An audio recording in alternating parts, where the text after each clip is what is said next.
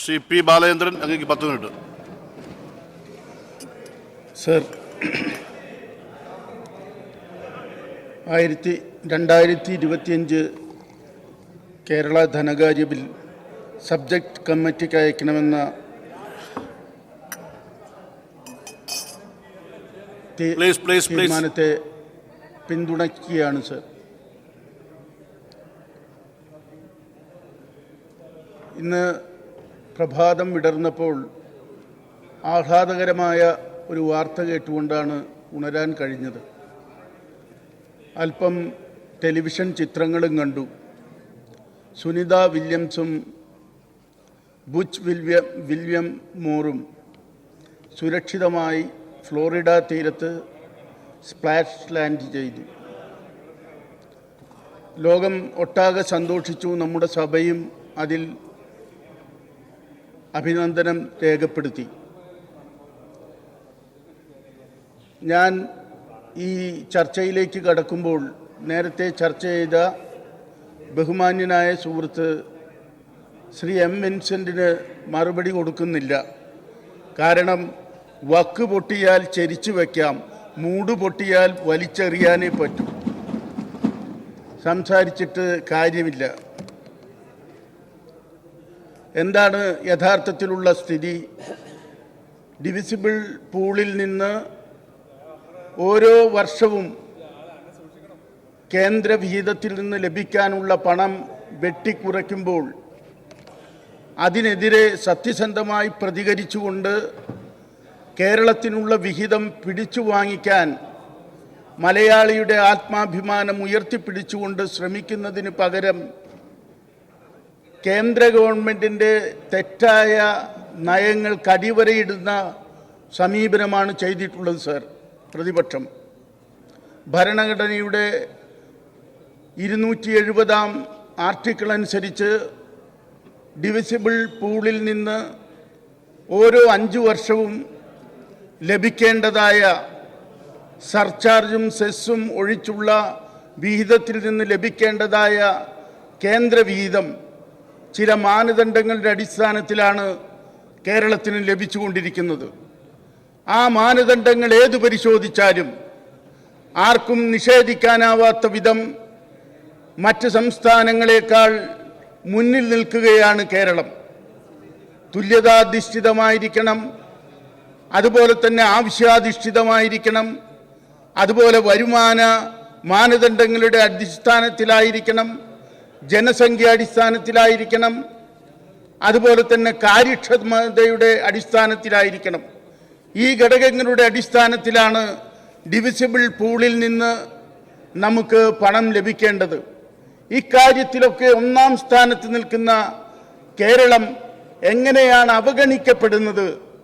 അതിൽ കോർപ്പറേറ്റ് ഫെഡറലിസത്തിൻ്റെ തകർച്ചയുണ്ട്, കേന്ദ്രത്തിൻ്റെ രാഷ്ട്രീയ വൈര്യ നിര്യാത ബുദ്ധി പ്രവർത്തിക്കുന്നുണ്ട് എന്ന് കാണാതെ തിമിരംഗ ബാധിച്ച കണ്ണുകളോടെ ഡൽഹിയിൽ പാർലമെൻറ്റിൽ കേരളത്തിനെതിരെ കേന്ദ്ര മന്ത്രിമാർ നടത്തുന്ന തികച്ചും തെറ്റായ പരാമർശങ്ങൾ, ആ പരാമർശങ്ങളോടൊന്ന് പ്രതികരിക്കാനുള്ള സന്നദ്ധത പോലും കാണിക്കാതെ കേരള നിയമസഭയ്ക്കകത്ത് പ്രസംഗിക്കുന്ന പ്രതിപക്ഷാംഗങ്ങൾക്ക് എന്ത് ധാർമ്മികതയാണ് ഈ ധനകാര്യ ഉത്തരവാദിത്വങ്ങൾ നിർവഹിക്കുന്നതിനുള്ള സബ്ജക്ട് കമ്മിറ്റിക്ക് ഈ ബില്ല് വിടണമെന്നുള്ള കാര്യത്തെ എതിർക്കുവാനുള്ളത്? ഇവർ ആശാവർക്കർമാരുടെ സമരത്തിന് വലിയ പിന്തുണ നിത്യവും കൊടുത്തുകൊണ്ടിരിക്കുകയാണ്. കൊടുത്തോട്ടെ. ആശാവർക്കർമാരുടെ ന്യായമായ ആവശ്യങ്ങളോട് പ്രതികരിക്കണം ഗവൺമെൻറ് എന്നുള്ള ഉദ്ദേശം തന്നെയാണ് ഇടതുപക്ഷ മുന്നണിക്കുമുള്ളത്. എന്നാൽ ഇതിനേക്കാളൊക്കെ വലിയൊരു സമരം കേരള നിയമസഭയുടെ മുന്നിൽ, കേരള സെക്രട്ടേറിയറ്റിൻ്റെ മുന്നിൽ കണ്ടിട്ടില്ലേ? കേരളത്തിലെ ആദിവാസി സമൂഹം ഒരു തുണ്ട് ഭൂമിക്ക് വേണ്ടി സമരം നടത്തിയപ്പോൾ ആ സമരം ഒരു ഒത്തുതീർപ്പ് ചർച്ചയിലൂടെ അവസാനിപ്പിച്ചിരിക്കുന്നു എന്ന് പറഞ്ഞ് CK ജാനുവുമൊത്ത് കോൽക്കളി സെക്രട്ടേറിയറ്റിൻ്റെ മുന്നിൽ നടത്തിയ AK ആന്റണിയുടെ സമീപനം എന്തായിരുന്നു സർ? ജോഗി എന്ന് പറയുന്ന ഒരു ആദിവാസി യുവാവിനെ കേരള ചരിത്രത്തിൽ ആദ്യമായി വെടിവെച്ച് കൊന്ന് നൂറുകണക്കിന് ആദിവാസികളെ വനാന്തരങ്ങളിൽ മൃതപ്രായരായി കടന്നാക്രമിച്ച പോലീസ് സംവിധാനത്തെ നിയന്ത്രിച്ചിരുന്നത് ആരാണ് സർ? അന്ന് ഇവരുടെ ഈ അടിസ്ഥാന വിഭാഗങ്ങളോടുള്ള സ്നേഹം എവിടെയായിരുന്നു? അന്ന് കണ്ടില്ലല്ലോ. ഇപ്പോൾ പെമ്പള ഒരുമയുടെ സമരം കൊണ്ടുവന്ന് മാധ്യമങ്ങൾ കാണിക്കുന്നു. ഈ രാജ്യത്ത് സുസ്ഥിര വികസനത്തിൻ്റെ പാതയിലൂടെ ഒരു നവനൈപുണ്യ കേരളം കെട്ടിപ്പടുക്കുന്നതിനുള്ള എല്ലാ മാനദണ്ഡങ്ങളിലെയും കടന്നുപോകുന്ന ഒരു ഗവൺമെൻറ്റാണുള്ളത്. ആ ഗവൺമെൻറ്റിൻ്റെ ധനകാര്യ ഉത്തരവാദിത്തങ്ങൾ നിർവഹിക്കണമെന്നുള്ള ബജറ്റ് അലോക്കേഷൻ്റെ ഭാഗമായുള്ള ഫണ്ട് വിനിയോഗിക്കുന്നതിൻ്റെ നിയമസഭ അല്ലെങ്കിൽ ഭരണഘടനാ ആനുപാതികമായ ഒരു നിയമ സംവിധാനത്തിൻ്റെ ഭാഗമാണ് ഇത് സബ്ജക്റ്റ് കമ്മിറ്റിക്ക് വിടുക എന്നുള്ളത്. ഏത് മേഖലയിലാണ് സർ ഇവർ കേരളം പിറകിലാണ് എന്ന് ചൂണ്ടിക്കാണിക്കുന്നത്? കേരളത്തിലെ നഗര വികസനത്തിൻ്റെ കാര്യത്തിൽ കേരളം ഇന്ത്യയിൽ തന്നെ രണ്ടാമത് നിൽക്കുന്നു. പട്ടിണി മരണം ഏറ്റവും കുറഞ്ഞ രണ്ടാമത്തെ സംസ്ഥാനമായി കേരളം അടയാളപ്പെടുത്തപ്പെടുന്നു. അതിദരിദ്രരില്ലാത്ത കേരളമെന്ന ഇടതുപക്ഷ ജനാധിപത്യ മുന്നണിയുടെ നിർണായകമായ നിശ്ചയ ലക്ഷ്യം കൂടി സാക്ഷാത്കരിക്കുന്നതിലൂടെ കേരളം ഒന്നുകൂടി മുന്നോട്ട് പോരാൻ പോവുകയാണ്.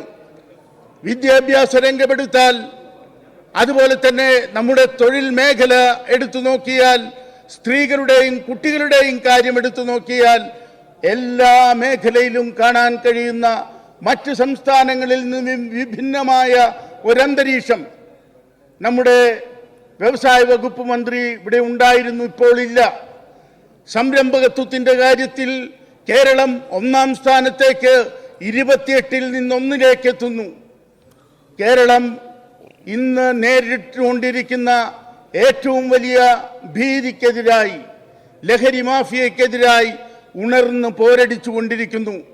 ഗ്രന്ഥശാല പ്രസ്ഥാനം മുതൽ കേരളത്തിൻ്റെ സാംസ്കാരിക പ്രസ്ഥാനങ്ങൾ എല്ലാം കൈകോർത്ത് നിന്നുകൊണ്ട് കേരളത്തിൻ്റെ ഒരു നവനൈപുണ്യ കേരളം, ഒരു വൈജ്ഞാനിക കേരളം സൃഷ്ടിക്കാനായിട്ടുള്ള എല്ലാ തരത്തിലുള്ള തയ്യാറെടുപ്പുകളും എടുക്കുമ്പോൾ ഈ നിയമസഭയിൽ ഇത്തവണ അവതരിപ്പിച്ച ബഡ്ജറ്റിൽ എന്താണ് സാർ കാണാൻ കഴിയുന്നത്? ഇന്ന് സബ്ജക്ട് കമ്മിറ്റിക്ക് വിടണമെന്ന് പറയുന്ന ഈ ബില്ലിൽ ശ്രീ ബാലഗോപാൽ മുന്നോട്ട് വച്ചിട്ടുള്ള നികുതി നിർദ്ദേശങ്ങളിൽ ഈ കേരളത്തിലെ ഏത് വിഭാഗം ജനങ്ങളെയാണ് അത് സാരമായി ബാധിക്കുന്നത്? ഈ രാജ്യത്തെ പാവപ്പെട്ട ജനങ്ങളെ നെഞ്ചടക്കി പിടിച്ച് മുന്നോട്ട് പോയ ചരിത്രമുള്ള ഇടതുപക്ഷ ജനാധിപത്യ മുന്നണിക്ക് അവരെ ഏത് ഘട്ടത്തിലും സംരക്ഷിക്കാനായിട്ട് സാധിക്കും സർ? ചില മലയാള പത്രങ്ങളുണ്ട്, ഇപ്പോൾ മലയാളി അതിനെ ആശ്രയിക്കുന്നത് ചരമക്കോളം നോക്കുന്നതിന് വേണ്ടി മാത്രമാണ്. ബാക്കിയെല്ലാം പച്ചക്കള്ളമാണ് ആ പത്രങ്ങളിൽ വന്നുകൊണ്ടിരിക്കുന്നത്. ചരമക്കോളത്തിൽ തന്നെ ഈ അടുത്തിടെ ശ്രദ്ധേയമായ ഒരു കാര്യം കണ്ടു. പരേതൻ നിര്യാതനായിട്ടില്ല. സാധാരണ ചരമക്കോളത്തിൽ അങ്ങനെ സംഭവിക്കാറില്ല. മരിക്കുന്നതിന് മുമ്പ് ഫോട്ടോ എടുത്തിട്ടതിന് ശേഷം പരേതൻ നിര്യാതനായിട്ടില്ല എന്ന് പിറ്റേ ദിവസം തിരുത്തു കൊടുക്കുന്ന ചില പത്രങ്ങൾ ഈ മുന്നണിക്കും ഈ രാഷ്ട്രീയ നിലപാടുകൾക്കുമെതിരെ നടത്തിക്കൊണ്ടിരിക്കുന്ന ഏറ്റവും നിഷ്ഠൂരമായ ഒരു പ്രവർത്തനത്തിൻ്റെ ഭാഗമാണ്. കേരളത്തിലേക്ക് പുതിയ സമീപനങ്ങളൊന്നും കടന്നു വരരുത് എന്ന് നിഷ്കർഷിച്ചുകൊണ്ട് ഇപ്പോൾ പ്രതിപക്ഷത്തിൻ്റെ പിന്തുണയോടെ നടന്നുകൊണ്ടിരിക്കുന്നത്. ഇവിടെ സുനിത വില്യംസും അതുപോലെ തന്നെ ബുച്ച് വിൽമോറും വന്നതിനെ കുറിച്ച് പറഞ്ഞുകൊണ്ടാണ് ഞാൻ ആരംഭിച്ചത്. അവരെ കൊണ്ടുവരാൻ പുതിയ സ്പേസ് റിസർച്ച് നടത്തുന്ന ഇലോൺ മസ്കിൻ്റെ ഇൻ്റർനെറ്റ് സംവിധാനം പുതിയ പേരിൽ ഇന്ത്യയിലേക്ക് കടന്നു വരുന്നുവെന്നാണ് കേൾക്കുന്നത്.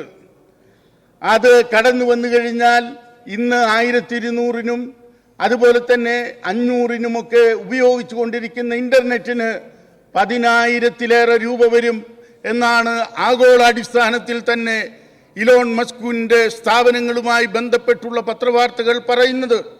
അതിനെ പ്രതിരോധിക്കുന്നതിനു വേണ്ടി കൂടി കേരളം സ്മാർട്ട് ഫോണിൻ്റെ ഉൽപാദനത്തിലും അതിൻ്റെ ഉപയോഗത്തിലുമൊക്കെ സാർവജനീയമായ ഒരു പശ്ചാത്തലമൊരുക്കുന്നതിന് വേണ്ടി Please conclude. പാവപ്പെട്ടവർക്ക് അത് എത്തിക്കുന്നതിന് വേണ്ടി കെ ഫോൺ സംവിധാനം കൊണ്ടുവന്നു. Yes, എല്ലാ തലത്തിലും എടുത്തു നോക്കിയാലും സ്റ്റാർലിങ്ക് വരുന്നതിന് മുമ്പ് തന്നെ കേരളത്തിലെ പാവപ്പെട്ടവർക്ക് എല്ലാ തരത്തിലുള്ള സംരക്ഷണവും കൊടുക്കുന്നതിന് വേണ്ടിയുള്ള ഈ നവസംരംഭങ്ങൾക്ക് കൊണ്ടുവരാൻ എല്ലാ പശ്ചാത്തലവും ഒരുക്കുന്ന കേരളത്തിൻ്റെ ധനകാര്യമന്ത്രി മുന്നോട്ട് വച്ചിട്ടുള്ള ബഡ്ജറ്റിൽ ചൂണ്ടിക്കാണിച്ചിട്ടുള്ള ധനകാര്യ അഭ്യർത്ഥനകളെ പിന്തുണച്ചുകൊണ്ട് അത് സബ്ജക്ട് കമ്മിറ്റിക്ക് വിടണമെന്ന തീരുമാനത്തെ പിന്തുണച്ചുകൊണ്ട് ഞാൻ എൻ്റെ സംസാരം അവസാനിപ്പിക്കുന്നു.